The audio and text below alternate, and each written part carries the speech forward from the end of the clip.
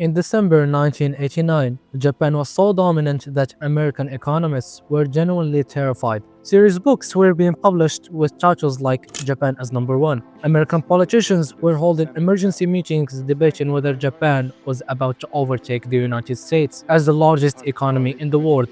Japanese companies were so rich, they were literally buying American landmarks. They bought Rockefeller Center in New York, they bought Hollywood studios, they were purchasing golf courses and hotels across America. The fear in the West was real and it was widespread. And then, almost overnight, everything stopped. For the next 30 years, barely anything grew. Today we are going to talk about how Japan pulled off one of the greatest economic miracles in human history, how it all collapsed, how China took their spot, and how the country Japan colonized for 35 years ended up at the same place Japan is today, using Japan's own playbook.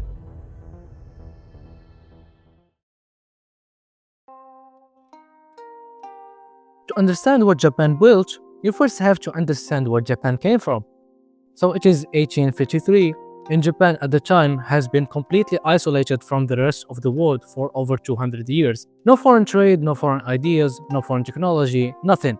Japan was essentially a medieval society while Europe and America had already gone through the entire Industrial Revolution without them.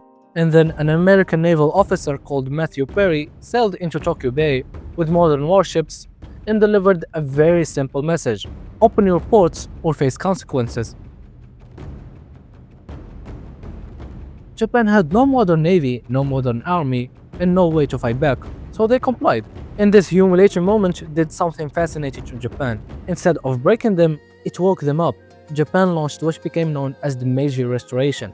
The government basically said, we are 200 years behind, we need to catch up immediately. They sent hundreds of officials all across Europe and America to study their systems, their industries, their military structures, and their governments. Then they came home and built all of it. In roughly 40 years, Japan went from a feudal medieval society to a modern industrial nation. They invented something that will matter a lot later in the story: the state-directed development model. The government picks the industries it wants to dominate, directs cheap credit to them, protects them while they are learning, and then pushes them to compete globally. Remember this, because this exact model is what built the Japanese miracle, and it's also what South Korea completely copied 90 years later.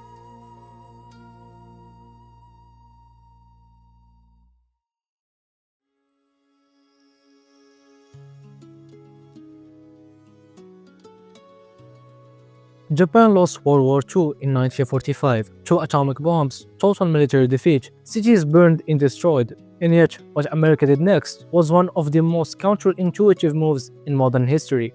Instead of punishing Japan, they rebuilt it, and the reason is simple: the Cold War. America looked at the map and realized that Japan, sitting right off the coast of the Soviet Union and Communist China, was the most strategically valuable piece of real estate in Asia. A weak, irresentful Japan was dangerous. A strong and prosperous American ally Japan was an enormous asset. So America rewrote Japan's constitution, rebuilt its industries, opened American markets to Japanese exports, and transferred technology. That is the logic of the Cold War. And then Japan ran with it. The government created the Ministry of International Trade and Industry, known as the MITI, which was essentially the brain of the entire economic operation. MITI decided which industries Japan would develop, directed cheap government credit to those industries, protected them from foreign competition, and pushed them into the global market when they were ready.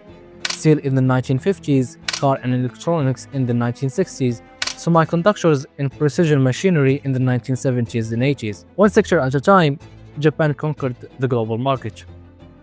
The numbers from this period are almost as shocking as South Korea's. Japan grew at an average of roughly 10% per year for nearly 2 straight decades. By 1968, just 23 years after being completely destroyed in a war, Japan had become the second largest economy in the entire world, overtaken West Germany. Toyota and Honda were outselling American companies in America. Sony dominated global consumer electronics. Japanese steel and shipbuilding were the most efficient in the world.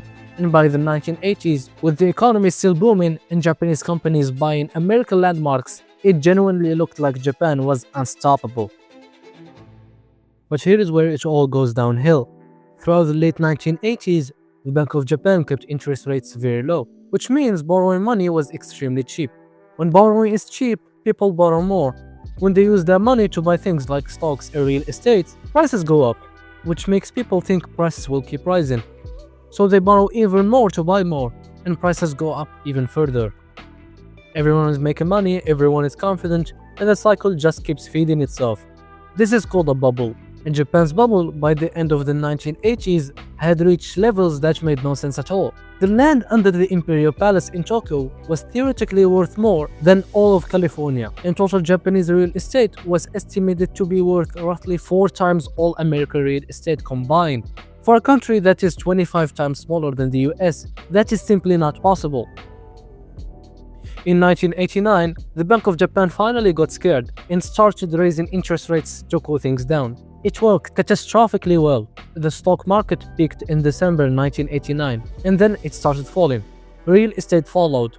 Banks that had lent billions against inflated assets suddenly found that the collateral was worth half of what they had lent. The entire Japanese bank system was technically insolvent, and here is the decision that defined the next 30 years. Japan had 2 options. Option 1, admit the losses, close the broken banks, force the failing companies into bankruptcy, take severe pain now, and start fresh. Option 2, pretend the bad loans are still good, keep lending to broken companies to help them technically make payments, avoid the immediate embarrassment, and hope things improve on their own. Japan chose option 2. And this single choice is the reason the lost decades lasted as long as they did. The result was an economy full of what economists call zombie companies. Those are businesses kept technically alive by bank loans they could never repay, sitting in the market and blocking the space where productive new businesses could have grown. Prices started falling, and when prices fall, people wait to buy because it will be cheaper tomorrow, which means prices fall even more, which means people wait even longer. That's what deflation is. Japan was stuck in this trap for most of the 1990s and the 2000s. Interest rates were cut all the way to zero, didn't fix it. The government spent trillions building roads and bridges, also didn't fix it, because none of it addressed the actual disease. The Nikkei stock index, which peaked at 38,957 in December 1989, did not recover that level until early 2024. That is 34 years just to break even. A full generation of Japanese workers built their entire career in an economy that was going nowhere. And while Japan was stuck, China was moving. Since 1978, China had been growing at roughly 10% per year under economic reforms introduced by Deng Xiaoping. And the model China used was not invented from scratch. It was adapted from the same playbook Japan had used and South Korea had copied. Government-directed industries, state-controlled credit, domestic market protection, a relentless export push.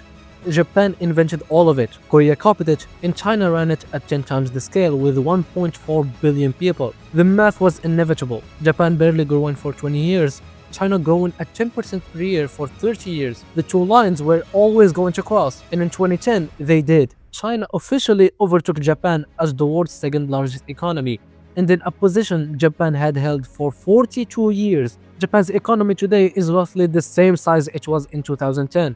China's has tripled since then. The position is gone permanently, and there is no realistic path to getting it back.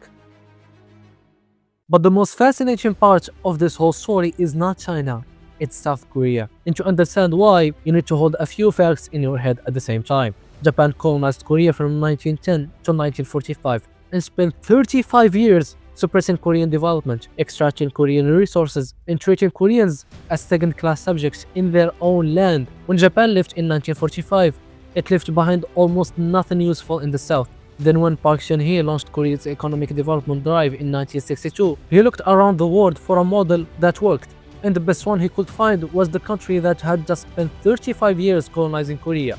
Korean officials literally traveled to Japan to study how MITI worked. The Chaebol system of Samsung and Hyundai was inspired by Japan's industrial system. Korea took Japan's own operation manual, made a few changes, and ran it. Both countries then hit major financial crises. Japan's bubble burst in 1991, then Japan chose to avoid the pain, kept the zombie banks alive, and got stuck for 30 years. Korea's currency collapsed in 1997, and Korea chose the opposite, closed the unsolved banks, forced restructuring, implemented every painful reform, and was growing at 10.8% within 18 months. Completely opposite treatments. And in 2008, when the global financial crisis hit, Japan's GDP contracted by 5.4%, while Korea grew by 0.7% and avoided the recession entirely. The student had outperformed the teacher when it mattered most. And then the final number, in 1990, Japan's GDP per capita was roughly 4 times Korea's. Today they are essentially equal. And by some measurements, Korea had pulled ahead. The country that Japan colonized for 35 years, that copied Japan's economic model after independence, that was considered hopeless while Japan was being called the next global superpower, has now reached the same destination as its former colonizer. Japan gave Korea nothing in 1945 except 35 years of oppression. Korea took Japan's own playbook, ran it better, fixed the mistakes Japan refused to, and ended up in the same place. If that is not the most remarkable economic story you have ever heard, I genuinely do not know what is.